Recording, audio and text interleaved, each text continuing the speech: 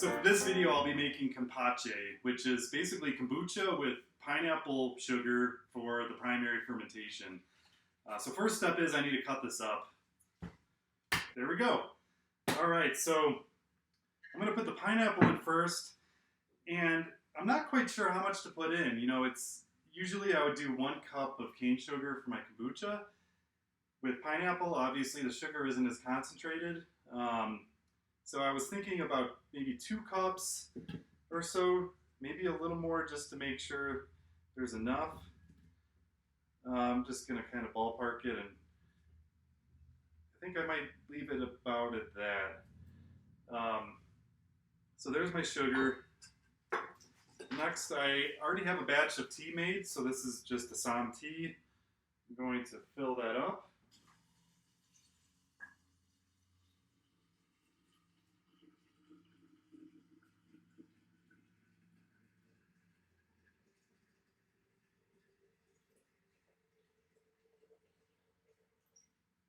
I'm going to leave a little bit of room for our starter kombucha.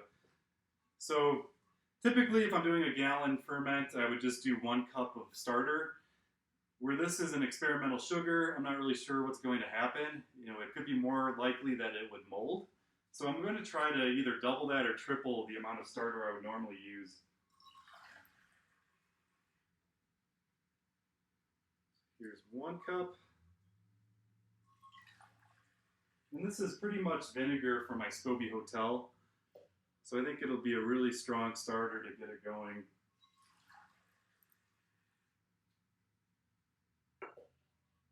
Okay, I'm going to put 1 more drop in just for good measure.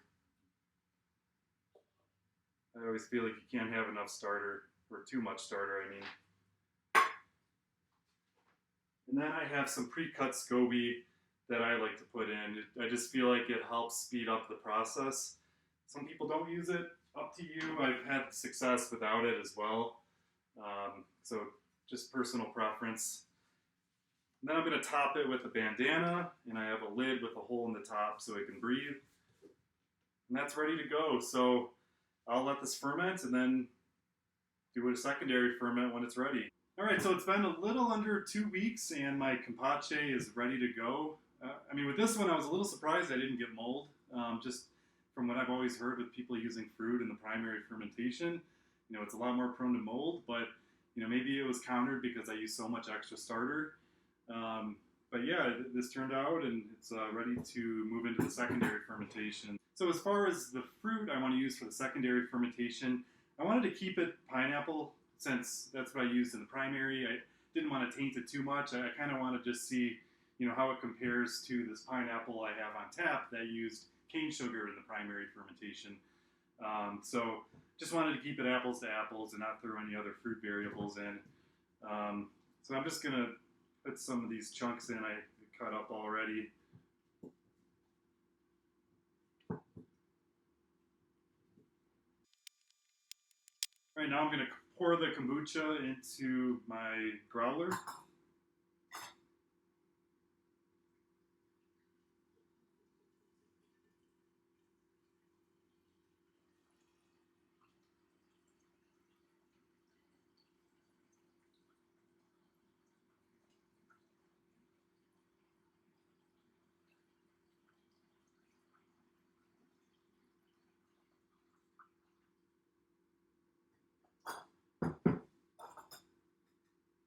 All right, so that's all ready to go. I'm going to set this aside and let it ferment for 2 or 3 days, and then I'll pick up from there. All right, so I let my secondary fermentation go a few days, and then I refrigerated it, and it's now ready to give it a taste. So I'm just gonna pop the top.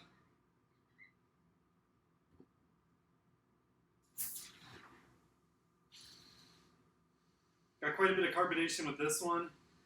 I let this go as long as the kiwi juice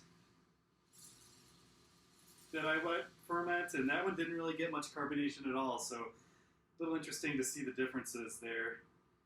I'm just going to let this slowly vent.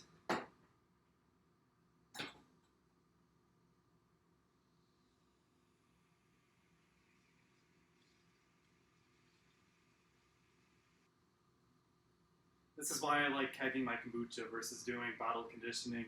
I feel like it's very hard to get it dialed in just right.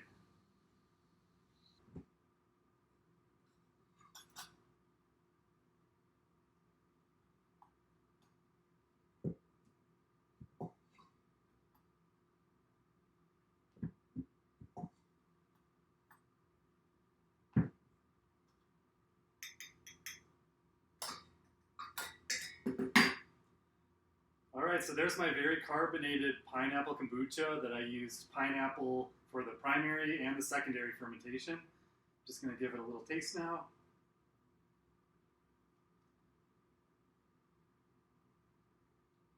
Yeah, and that's great. It does taste a little stronger than when I do cane sugar in the primary fermentation. That might have been because I let it go a little longer than I should have. But overall, yeah, it tastes great. Pineapple works if you don't want to use cane sugar. This produced great carbonation, great taste. So yeah, I'm really happy with this. That's really good. It was fun to try something different. So yeah, check out my other videos on experimental sugars. I'll also be doing kind of a video summarizing some of the differences I saw across the 4 different sugars. So yeah, check them out and cheers.